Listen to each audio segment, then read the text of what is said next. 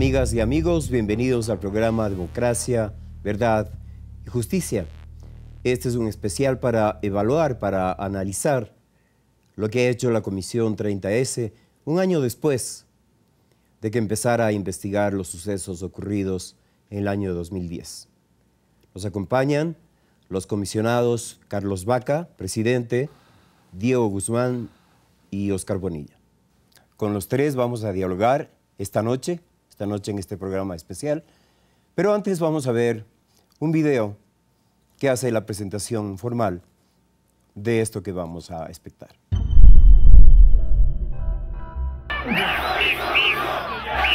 Señora de prensa, hay que dar respeto a todo lo que está pasando.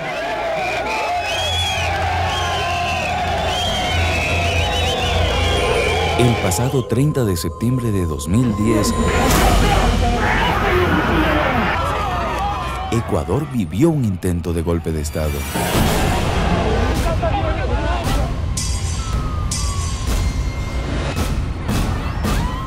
Un alzamiento que duró varias horas, en el que se registraron bloqueo de carreteras, cierre de aeropuertos, saqueos, ciudadanos enfrentándose contra la fuerza pública para rescatar a un jefe de Estado retenido contra su voluntad y cuyo saldo fue la pérdida de vidas de ciudadanos que defendieron la democracia. Un día que condensó hechos de enorme gravedad para la historia del Ecuador. Por la violencia con la que se desarrollaron los acontecimientos el 30S y por la presencia de actores políticos en diferentes escenarios el día de la revuelta, se evidenció que no se trataba de una simple protesta, sino de un intento de golpe de Estado que dejó un saldo trágico de 5 muertos y centenares de heridos. Casi 3 años después, con la necesidad de recuperar la memoria histórica y profundizar la investigación de los hechos, el presidente de la República, Rafael Correa Delgado, mediante decreto ejecutivo número 22, conforma el 10 de junio de 2013 la Comisión de Investigación 30S, integrada por los ciudadanos Diego Guzmán Espinosa, Oscar Bonilla y Carlos Baca Mancheno, quien la preside. Esta comisión tuvo la tarea de realizar una investigación profunda y objetiva sobre lo ocurrido el 30S, en especial sobre sus actores intelectuales y materiales, poniendo en consideración de la Fiscalía General del Estado los resultados de su investigación. La Comisión 30S realizó su trabajo con una coordinación permanente con la Fiscalía General del Estado, Ministerio del Interior, Ministerio de Defensa, entre otras instituciones. Se han desarrollado más de 500 reuniones de trabajo para la obtención de información y datos relativos a la investigación, incluyendo a militares, policías, periodistas, gobernadores, familiares de víctimas y ciudadanos en general.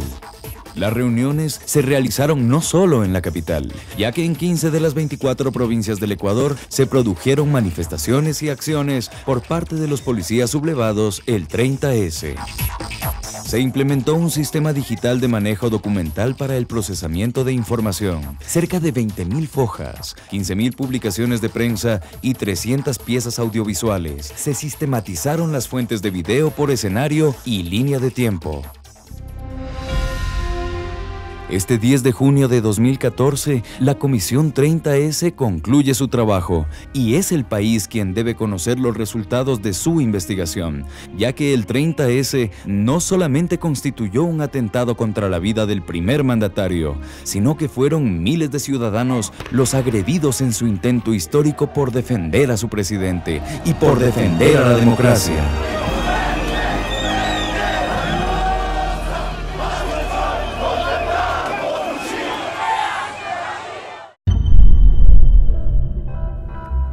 Carlos, casi 4 años después, aún hay gente que se pregunta, ¿qué fue el 30S?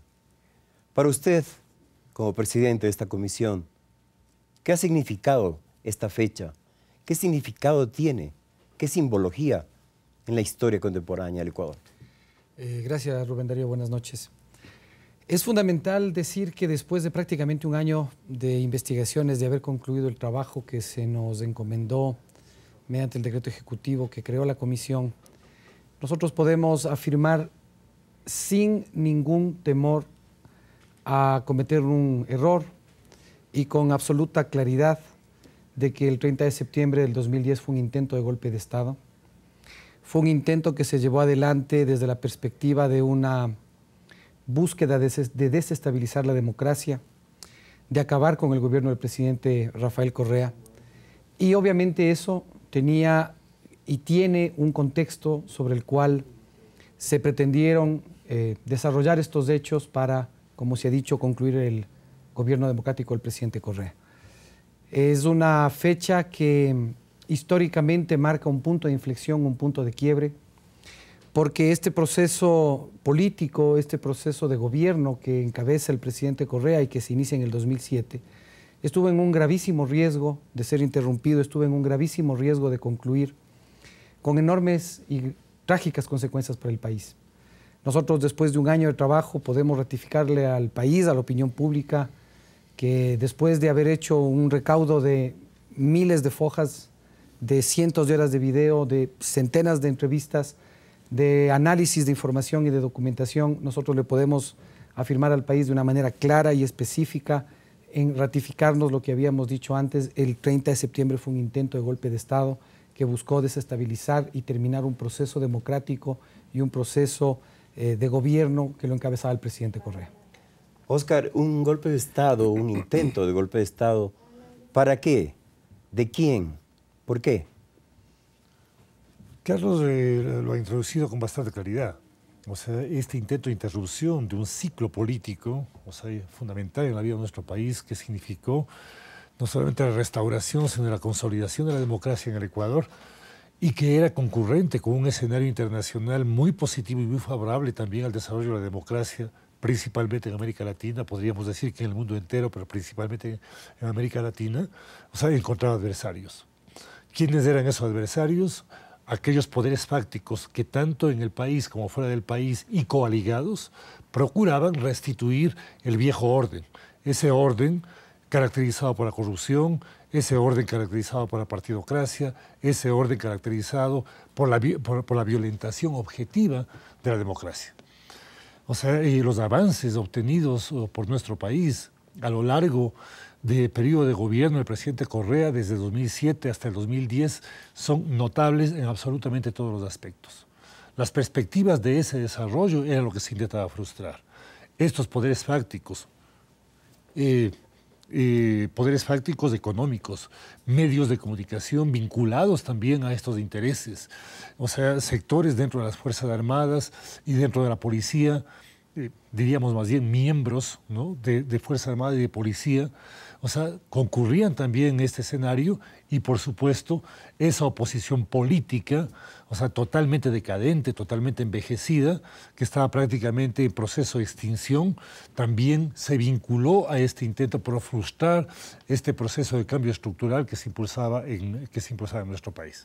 Ahora, se vio, lo que vio la ciudadanía fueron grupos de policías que en distintas ciudades del Ecuador protagonizaban hechos como quemas de llantas, protestas, mostraban lemas, pancartas, etc.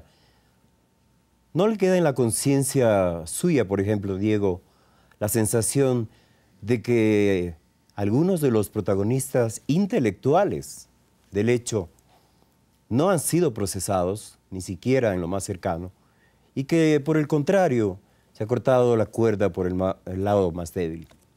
Rubén Darío, ecuatorianos, yo creo que siempre se puede hacer más.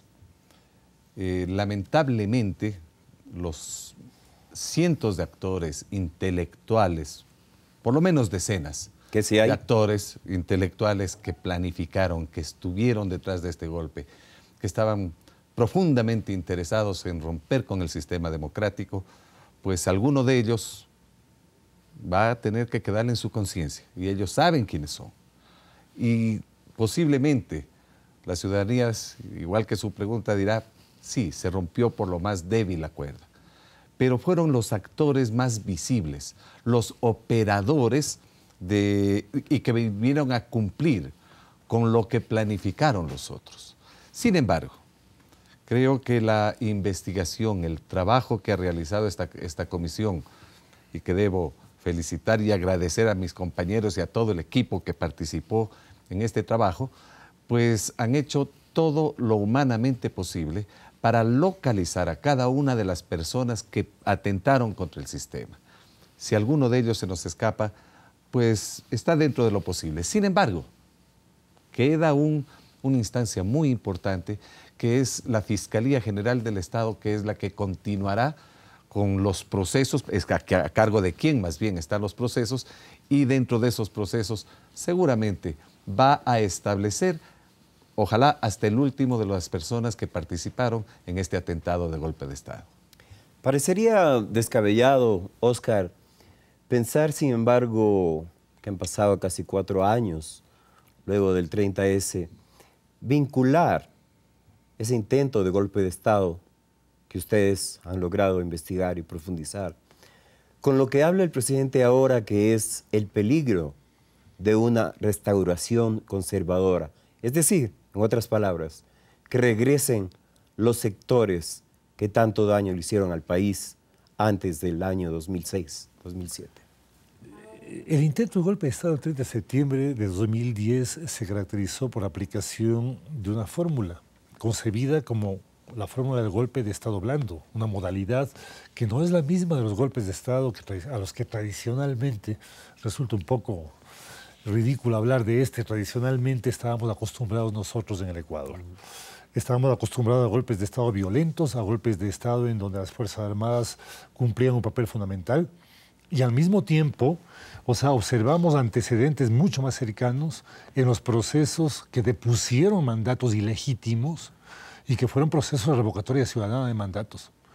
Los elementos de unos y otros procesos, de unos y otros modelos, se vinculan en este intento de golpe de Estado bajo esta fórmula del golpe de Estado blando, que va cumpliendo puntualmente todos y cada uno de sus pasos: el paso de ablandamiento, el paso de la deslegitimación, el paso del calentamiento de la calle, el de la combinación de diversas formas de desestabilización, para concluir finalmente en la fractura institucional. Nosotros observamos cómo este dispositivo, que lo tenían absolutamente preparado, lo aplicaron en un momento de crisis, en un momento en que, mediante diversas formas de provocación, en donde los medios de comunicación cumplieron un rol muy importante, pero también los sujetos políticos, también los sujetos económicos cumplieron roles realmente importantes, logró instalarse. Y se instaló a través de un proceso concentrado, temporalmente concentrado, también espacialmente, y en consecuencia se intentó,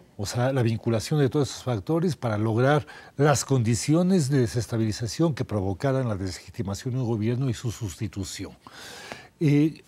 Cuando el presidente habla de esta perspectiva de la restauración conservadora, habla también de los riesgos que estos mismos actores, los del 30 de septiembre, que empezaron este proceso de estabilización mucho tiempo antes. Algunos analistas lo señalan como que el punto de inicio del proceso de estabilización fue el momento mismo en que se instalaba el gobierno de la Revolución Ciudadana y el proceso de cambio estructural. Estos actores pudiesen retomar estas mismas vías, estas mismas fórmulas, ya no incluso bajo la forma específicamente de desestabilización, sino de la obtención de ciertas plataformas políticas en el ámbito, por ejemplo, de los gobiernos autónomos descentralizados, desde las cuales pudiesen intentar el posicionamiento, de estos intentos que básicamente tienen una característica diferente, puesto que buscan el apoyo de la ciudadanía que en el caso del 30 de septiembre de 2010 no se produjo y que nosotros estamos absolutamente seguros no se volverá a producir conforme se profundice el proceso de cambio estructural que impulsa nuestro gobierno. Esto quiere decir, Carlos, que hay sectores poderosos, al contrario de lo que algunos dicen, que el gobierno controla absolutamente todos los poderes. Hay sectores poderosos que están escondidos detrás de alguna parte, que perdieron mucho y que tratan de recuperar eso que perdieron. Indudablemente. Quisiera aquí responderte mencionándote algo de lo que habías preguntado a Diego. Indudablemente aquí hubo autores intelectuales. Indudablemente estos actores intelectuales utilizaron la generación de un malestar, manipularon a servidores públicos, a policías, a militares, para tratar de convertirnos en la carne de cañón de este intento de golpe de Estado. Y el viejo adagio dice que en donde esté el humo se tiene que encontrar el fuego. Y son esos sectores que manipularon, son esos sectores que sembraron la confusión, que sembraron el caos, son esos sectores que sembraron el descontento entre los servidores públicos, los militares, los policías. Son esos sectores precisamente, algunos de los sectores que estaban siendo afectados, pero que estaban siendo afectados no por una forma de gobernar del presidente Correa, ¿no? Que estaban siendo afectados no por un aparente autoritarismo del presidente Correa, sino que estaban siendo afectados porque se había desplegado en el país una transformación estructural de las relaciones de poder existentes entre el Estado y la sociedad, y entre la sociedad y el mercado. Aquí había un país que se había acostumbrado a entregar sus recursos financieros y sus recursos naturales al servicio de la deuda externa. Aquí había un país que se había acostumbrado a entregar a las multinacionales la explotación de sus recursos naturales. Aquí había un país en el que los actores políticos negociaban cuotas y prebendas a cambio de votos, a cambio de tronchas judiciales, a cambio de tronchas en el ejercicio de la función pública. Aquí había un país que no vivía un régimen de democracia, sino que vivía un régimen de corrupción y de partidocracia. Y obviamente todos esos actores, en lo político, en lo económico, en lo internacional, resintieron la posibilidad de que haya un país que en forma soberana y en forma pacífica emprenda en un proceso de transformación estructural y en un proceso de transformación revolucionaria de su Estado y de su sociedad. Entonces son esos actores los que se ven perjudicados y los que se sienten perjudicados por el gobierno del presidente Correa y por el proceso de transformación institucional y estatal. Y son esos actores en donde están los autores intelectuales también. Son en esos resquicios de estos poderes fácticos, tanto internacionales como nacionales, en donde residen quienes estuvieron detrás, quienes fueron los titiriteros y los marioneteros de todo ese caudal de policías y de militares, de los sectores populares a los cuales engañaron, a los cuales manipularon, a los cuales les hicieron creer que era un gobierno que les estaba quitando todo, que les iba a quitar sus juguetes, que les había quitado sus bonos, para convertirlos a esos ciudadanos en la carne de cañón de esos intereses. Y ahí podríamos señalar clara y específicamente muchos de esos intereses. Intereses vinculados con potencias extranjeras, solo para mencionarte un dato, para mencionar a la ciudadanía un dato. En tanto la política ecuatoriana, tanto nacional como internacional, estaba alineada a los intereses de los Estados Unidos de Norteamérica, en tanto esa política no se salía y no cuestionaba esos intereses, el país estaba bien. En tanto el país empezó a cuestionar esos intereses, sus servicios de inteligencia empezaron a perder la dependencia con los Estados Unidos, se empezó a generar un proceso de autonomía en el manejo de la finanza y en el manejo del recurso natural y del recurso público. Entonces, a partir de allí empezaron toda una campaña de deslegitimación, como ha dicho Oscar, todo este despliegue de este golpe suave, de este golpe blando, que trató de deslegitimar, ablandar al gobierno, acusarlo de todo lo que se le acusó. Gracias, Carlos, pero salimos a las calles y la ciudadanía también tiene sus preguntas. El 30S, ¿hubo o no un intento de golpe de Estado? Gracias a Patricio por ese interrogante. Yo creo que es algo que ya se ha contestado a través de la experiencia que vivimos miles de ciudadanos desde aquel mismo día. Como bien lo han explicado mis compañeros Carlos y Oscar, pues aquí no estuvo nada al azar. Aquí todo estuvo perfectamente programado. Y la programación lamentablemente no contempló la reacción que tuvo el presidente de la República como comandante en jefe y como líder de este proceso de ir hacia un sitio y romper con el esquema de la planificación. esta planificación estaba observada para que en el transcurrir de las horas, pues el caos en el país sea total y absoluto. Ese caos tenía que conllevar una serie de cosas, como si efectivamente se empezaron a dar, que podía incluir inclusive muertes de muchos más ciudadanos. El golpe de Estado fue una planificación que hemos detectado, hemos investigado y lo sabemos perfectamente, y se lo ha demostrado y le demostraremos al país cómo fue que se lo hizo. El golpe blando, conforme bien lo explicó Óscar, pues es un esquema, una planificación que se ejecutó en el país paso por paso. Vamos a un corte y volvemos enseguida con este especial de la Comisión 30S.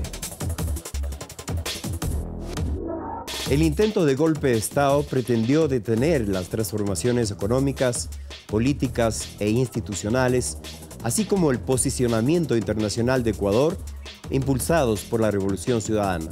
Los cambios estructurales en materia económica y política implementados por el gobierno de Rafael Correa afectaron intereses de grupos oligárquicos nacionales y poderes fácticos internacionales, de ahí que el intento de golpe de Estado, ocurrido el 30 de septiembre de 2010, no fue un hecho aislado.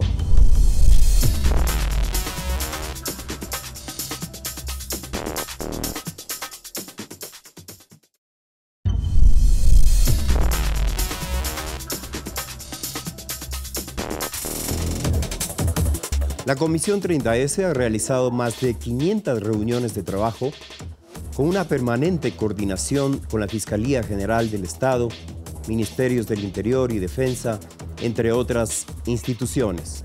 Se realizó un acopio, procesamiento, clasificación y sistematización de información documental de más de 70.000 hojas y 300 piezas audiovisuales. La participación de la ciudadanía, protagonistas y testigos de los hechos a nivel nacional, fue fundamental para la recopilación de esta información.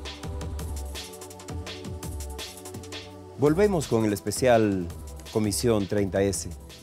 Hemos hablado de muchos conceptos, hemos desarrollado algunas teorías, pero, Carlos, ¿qué pruebas hay concretas para decir todo lo que han dicho ustedes en el bloque anterior?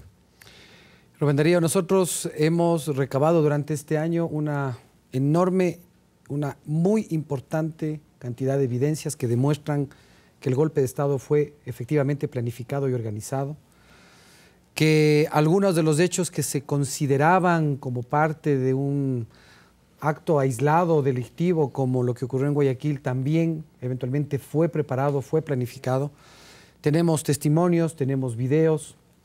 Hemos recabado documentación, información que nos permite llegar a esa certeza. Todo este recaudo de evidencias, todo este recaudo de pruebas de participación de actores políticos, de participación de actores económicos, de participación de actores internacionales en el intento de golpe de Estado, van a ser entregados a la Fiscalía porque el propio decreto ejecutivo establece que el resultado de la investigación debe ser puesto a consideración de la Fiscalía. Nosotros hemos recabado en esta investigación hemos recabado los elementos, los indicios, las evidencias que demuestran que efectivamente se trató de un golpe de Estado y de un intento de golpe de Estado.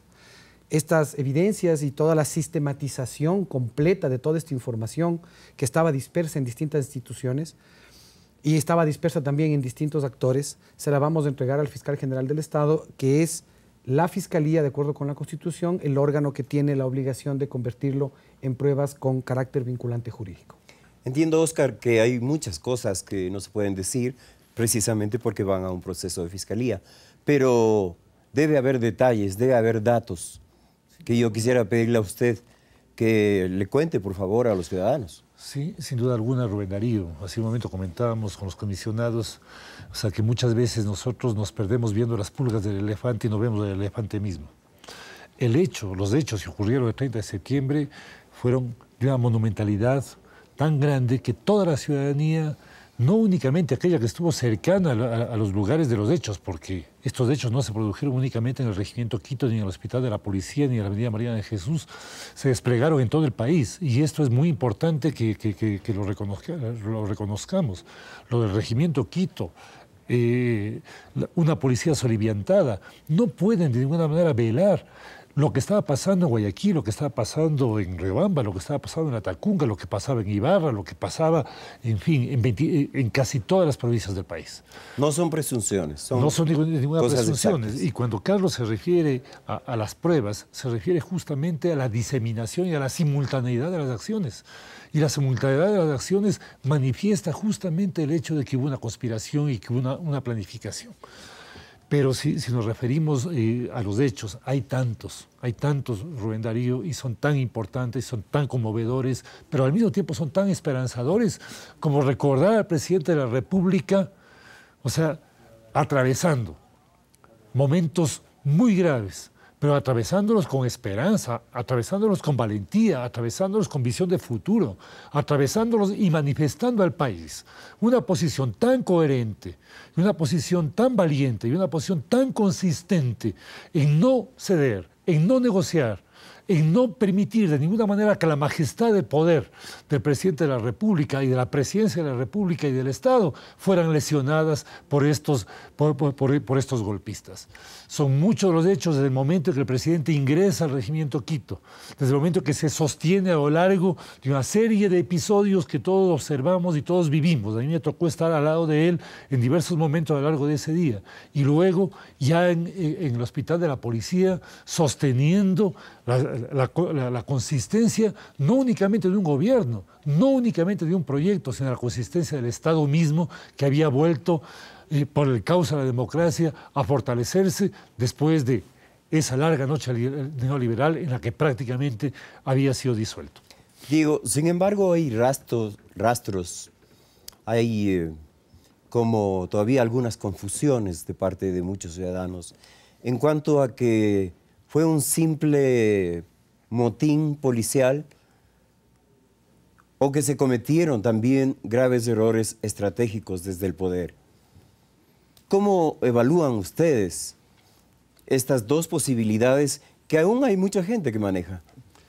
Lamentablemente, Rubén Darío, la sociedad en general venía y estaba así, siempre fue acostumbrada a que el primer poder del Estado, digo yo, que eran los propietarios de los medios de comunicación, manipulan y venían manipulando a la ciudadanía de diversas maneras. Una de ellas era hacer apología de la delincuencia, de la violencia, para hacerles pensar siempre que este era un país absolutamente inseguro, casi como para no poder salir de la casa. Y si estábamos en la casa también corríamos peligro. Así nos hacían sentir. Pero no solo eso. Y esto lo hicieron, ¿cómo? Con los noticieros que tenían, más 4.825 piezas periodísticas que han sido analizadas por la comisión, de las cuales 2.680 fueron extraídas de la prensa escrita, 2.145 de la prensa radial y televisiva. Fundamentalmente analizaban temas como la ley de comunicación que había ya pedido durante la consulta aprobado el pueblo ecuatoriano, la muerte cruzada, los temas inherentes al GAO. Esos temas los manejaban permanentemente para crear en la ciudadanía un sentido de insatisfacción, un sentido de inseguridad. Diego, ¿ustedes estudiaron también qué es lo que hicieron los medios durante el 30S, previamente y posteriormente? Sí, a ver, después del 30S, de 82 editoriales que se publicaron, pues prácticamente todas hablaban de que no pasó nada. Ustedes, pueblo ecuatoriano, después de lo que les hemos informado, después de lo que ustedes han conocido, ¿pueden creer que el 30S no sucedió nada? Pues esa es la manipulación a la que nos tenían acostumbrados los medios de comunicación. E iban contra esa ley de comunicación que les iba a impedir que lo sigan haciendo. Porque ahora los ciudadanos podemos ejercer a través de esa ley pues la respuesta que requerimos. Los medios de comunicación definitivamente fueron actores fundamentales para el intento de golpe de Estado. Carlos, un tema que no podemos olvidar, y que quizás es uno de los más importantes del día preciso, el 30S, es el de las víctimas. Hubo muertos, hubo heridos, gente civil, gente uniformada. Eso finalmente va a quedar en la impunidad. Nunca se va a saber, por ejemplo, de dónde salieron ciertos disparos que asesinaron a ciertas víctimas. Rubén Darío, ese es uno de los esfuerzos que nosotros hemos emprendido, porque en el desarrollo de los hechos hay víctimas, por ejemplo, Juan Pablo Bolaños, una víctima civil, hay 2 militares y 2 policías que fallecen en los hechos. Y ahí nos encontramos como, por ejemplo, en cosas así como estas, que durante el trabajo de la comisión se hizo la exhumación del cadáver del soldado Cortés y se encontró la bala con la que había sido herido y que le provocó la muerte. Se encontró la bala dentro del cuerpo del soldado Cortés y eso no fue investigado. Se han hecho y se siguen haciendo esfuerzos. Todas las circunstancias del hecho son circunstancias difíciles en la medida en la que se produjeron las muertes, especialmente en la noche. Si bien hay videos, si bien hay testimonios, la determinación específica de la responsabilidad de una persona es un tema complicado desde el punto de vista jurídico. No se puede cometer un error respecto de ese tema. Lo que debe tener y lo que debe quedar claro es que la ciudadanía es que el esfuerzo que se está haciendo y que se va a seguir haciendo por identificar a los responsables de esas muertes, a los responsables materiales de esas muertes, no impide seguir analizando que estos responsables de todo este proceso de desestabilización y de intento de golpe de Estado, los responsables de todo este escenario trágico que se produjo el 30 de septiembre, también tendrán que responder, entre otras cosas, porque al haber provocado hechos como estos, han causado y han provocado también muertes. Es decir, no solamente se trata de la responsabilidad que tiene la persona que disparó, sino también la persona que indujo, la persona que provocó que estos hechos se produzcan y que se produzcan dentro del contexto de lo que se ha analizado, ampliamente en relación al tema del intento de golpe de Estado del 30 de septiembre. Digo, quiero hacerle una invitación para que construyamos un escenario imaginario y supongamos, ¿qué es lo que hubiera pasado si la principal víctima del 30S era el país y a partir o al día siguiente del 30S ya no había el presente gobierno? Rubén Darío y ecuatorianos, creo que eso hubiera sido realmente el hecho más grave para la existencia de este país. Sin duda, ese gran clamor popular se hubiera manifestado en las calles, el que salió, buena parte de los que salieron a defender y a tratar de rescatar al presidente, más todo el resto de ciudadanía que apoyan el proceso político y de reestructuración y de cambio que vive el país, pues no hubieran aceptado que eso se hubiera dado. Íbamos definitivamente a una guerra civil, hubiera sido el fin de esta república. ¿No es demasiado hablar de guerra civil? Era definitivamente a eso. Es que es obvio, porque iban a ser las fuerzas o grupos armados institucionales como la policía, algunos miembros de Fuerzas Armadas, contra la ciudadanía. Eso definitivamente iba a terminar en una gran masacre y en una guerra civil de incalculables consecuencias. Felizmente, gracias a Dios, eso no se dio. La intervención propia del presidente al ir al regimiento Quito fue quizás lo que echó al traste con la planificación que hicieron aquellos que intentaron dar el golpe de Estado. Gracias, Diego. Vamos de nuevo a las calles a ver qué es lo que nos dice la gente, qué dicen los ciudadanos. Frente a los acontecimientos existe una opinión generalizada en la ciudadanía de si estuvo o no en riesgo la vida del presidente. ¿Podrían responderme al respecto? Podemos responder y con mucha certeza, Rubén Darío, frente a este interrogante, y lo podemos responder porque lo vivimos. Fueron muchas las personas que estuvieron cerca del presidente, fueron muchas las personas que pudieron observar los acontecimientos en el regimiento Quito a lo largo de todo el día.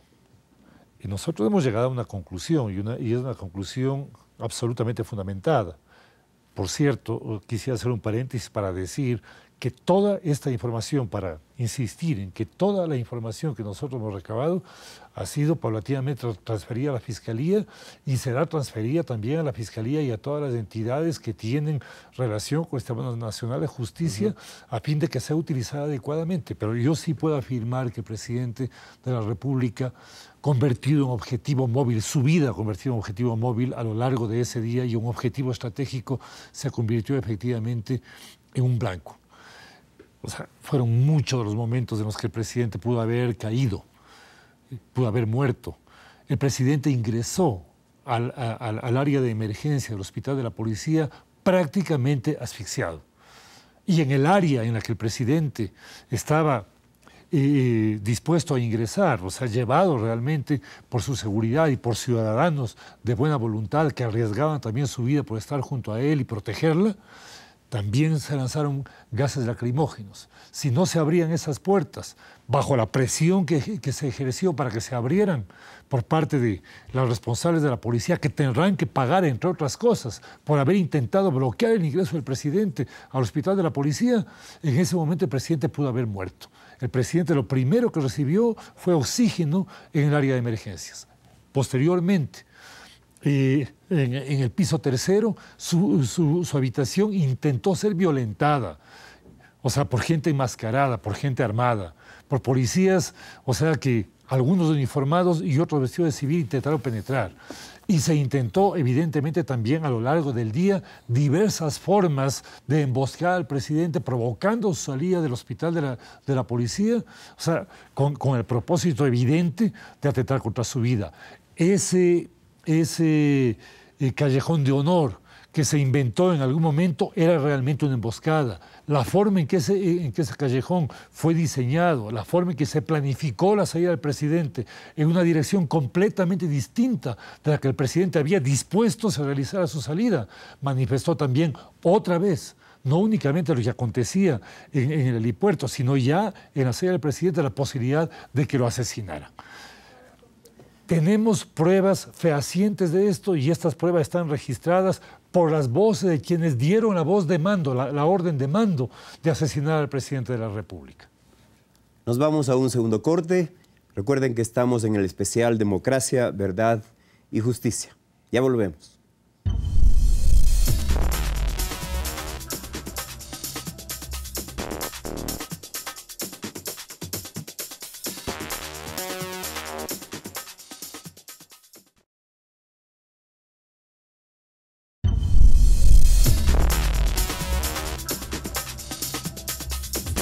Al 30 de septiembre, el reclamo de la policía respecto a la LOCEP era injustificable porque al 2010 se había prácticamente duplicado el sueldo para todos los rangos. Así, por ejemplo, un policía que en 2007 ganaba $541, en 2010 percibía $877 y un general de distrito que en 2007 ganaba $2.690, en 2010 recibía $4.013. Una gran diferencia comparada con años anteriores en las que un policía percibía $320 y un general $1.662. Continuamos con el especial 30S, Democracia, Verdad y Justicia. Y le preguntamos a Carlos, más de 500 involucrados, 103 sentenciados. ¿Cuáles son los siguientes pasos del proceso con esos involucrados? Usted ya nos ha dicho que van a ir a los procesos a la Fiscalía. Sin embargo, queremos saber desde el punto de vista humano, desde el punto de vista político, qué va a pasar con tanta gente metida en el asunto del 30S. Rubén Darío, quisiera arrancar contestándote en 10 segundos, decirte que nosotros nos ratificamos en creer que fue un error estratégico de enorme gravedad el haber entregado la investigación de los hechos del 30 de septiembre a la misma policía. Se rompió la cadena de custodia. Más que un problema de cadena de custodia, era el problema, o fue el problema, de que los mismos policías investigaban a policías. Desde un ámbito incluso estrictamente judicial, lo cual es gravísimo. Y tiene unas connotaciones muy negativas para el curso de los procesos. Que incluso la Constitución lo prohíbe. Claro. Ahora, vamos a lo que me preguntas, ¿qué va a pasar? Hay 58 casos que se han abierto o que están abiertos por el tema del 30 de septiembre. De esos 58 casos, hay al menos 26 que están en este momento en indagación, es decir, que están todavía en las fases de recolección de evidencias por parte de la Fiscalía, y hay algunos que están en otras instancias. ¿Qué va a pasar? ¿Qué tiene que pasar? Tiene que pasar que, como dice el nombre de este especial, tiene que pasar que en este país, para que haya democracia, tiene que brillar la verdad y tiene que haber justicia. Porque el país, los ciudadanos reconocen, y no hace falta que una comisión lo diga, no hace falta que el presidente de la República lo diga, el país, la ciudadanía entera reconoce la gravedad de los hechos. Y nosotros entregaremos toda esta información a la Fiscalía General del Estado para que los procesos que estén abiertos continúen, pero para que también se abran nuevos procesos. Porque tenemos las evidencias de esos autores intelectuales que se reunieron antes del 30 de septiembre, que se reunieron a conspirar contra la democracia. Tenemos las evidencias de personas que se reunieron para planificar los saqueos en Guayaquil. Tenemos las evidencias de personas que se reunieron para establecer un estado de caos en el Ecuador. Esto tiene que ser conocido por Fiscalía, va a ser conocido, ha sido permanentemente puesto en conocimiento, pero ahora con el informe final tiene que ser judicializado. Oscar, quiero invitarle también, igual que hicimos con Diego, a reconstruir un escenario imaginario a partir del 30 de septiembre del 2010, en el que, supongamos, terminaba el proceso político, el proceso democrático que se estaba desarrollando. ¿Con qué Ecuador estaríamos topándonos en este momento? ¿En qué Ecuador estaríamos viviendo este momento?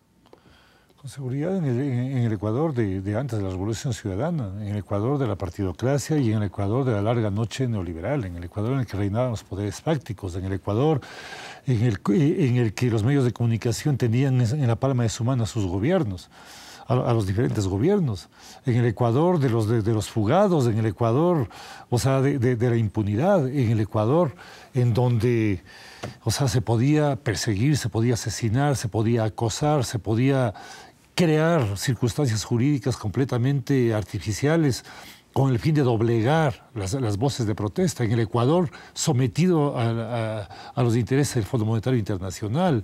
En el Ecuador, que no tenía la capacidad de revertir el pago de la deuda externa. En el Ecuador, que no generaba política pública en educación, en salud, en vialidad. En el Ecuador, que no se proyectaba hacia el futuro. O sea, habría o no, se pudo o no asumir que el presidente de la República podía haber perdido su vida misma el 30 de septiembre, muy probablemente todos estaríamos presos. Todos los que estamos aquí en esta mesa estaríamos presos. Los luchadores populares estarían perseguidos o exilados. Y con mucha seguridad muchísimos habrían sido asesinados. Esa habría sido la consecuencia de un 30 de septiembre en el caso de que el intento de golpe de Estado se hubiese producido. Es el Sistema Nacional de Justicia, es la Fiscalía General del Estado la que tiene la responsabilidad con base en la gran cantidad de evidencias que esta comisión, con el apoyo ciudadano y con el apoyo de diversas entidades del gobierno y del Estado, ha podido generar. Y es posible no volver a judicializar por el mismo tipo penal a quienes ya han sido juzgados, muchos de los cuales pretenden estar impunes, sino crear las condiciones jurídicas necesarias para que se haga justicia por primera vez tal vez en el país y esa justicia responda a las demandas de la historia. En este punto vamos a escuchar a otro ciudadano que desde las calles nos habla y nos pregunta. ¿Se sancionará a todos los responsables del 30S? Se tiene que sancionar a todos los responsables del 30S. Es una tarea titánica, es una tarea complicada porque se atraviesa por el reconocimiento de todos los derechos que tienen las personas que han sido procesadas a defenderse. E incluso más allá de los derechos propios de la defensa que nosotros hemos visto, hay actores políticos disfrazados de medios de comunicación que tratan además de posicionar a través de la opinión pública la idea de una persecución, de pobrecitos los inocentes que no han hecho nada, que no ha pasado nada. Pero esa tarea es una tarea colectiva, es decir, esa no es una tarea que se le ha encomendado a esta comisión, nosotros no tenemos ninguna capacidad judicial, pero tampoco es una tarea en la que debería estar sola la Fiscalía General del Estado, es una tarea en la que debería estar todo el país y en la que va a estar todo el país, porque sancionar a los autores intelectuales, sancionar a los autores materiales de estos hechos, con seguridad va a hacer que se despierten nuevamente o que se aviven nuevamente las voces de aquellos que hablan de un país en el que hay persecución, en el que se enjuicia el disentimiento político. Respondan primero por los hechos que cometieron. Díganle al país lo que hicieron. Respondan por los 5 muertos, por los más de 200 heridos, por los miles de perjudicados por los robos y los saqueos. Respóndanle primero al país eso y después hablen de cualquier otra cosa, de persecución política o de persecución por razones ideológicas. Diego, termina el trabajo de la comisión, ustedes 3 se separarán, la comisión ya no va más, y alguna gente, quizás mucha, se pregunte, bueno, ¿y ahora qué? Rubén Darío, primero en estricta justicia debo hacer una precisión sobre uno de mis comentarios anteriores cuando generalicé al decir la policía. No, eran algunos miembros de la policía. Eso es indispensable. Gracias, Diego. Todo el proceso jurídico tiene que pasar a manos de la Fiscalía General del Estado, que viene desarrollando un trabajo muy eficiente. Confiamos en que exactamente igual se lo llevará a cabo, pero respetando el debido proceso para que todos los ciudadanos tengan las garantías que corresponden. Nosotros efectivamente ya dejamos de funcionar como comisión, pero queda una ciudadanía. Esta ciudadanía, que ya el propio 30S tuvo una reacción, tiene que ser la que vigile, tiene que ser la que impida que los puedan manipular como lo han venido haciendo desde siempre, a través, reitero, de la mayoría de los medios de comunicación, quienes se han confabulado desde siempre para atentar contra el desarrollo del país, contra los sistemas democráticos, y esta ciudadanía tiene que saber que solamente son ellos los que pueden defender la estabilidad del país, que repercute en absoluto beneficio de ellos mismos. La última pregunta va para los 3 comisionados y quisiera que me la respondan de uno en uno. Como ciudadanos más que como comisionados, ¿qué lecciones les deja esta etapa de su vida, que entiendo que políticamente debe ser importante?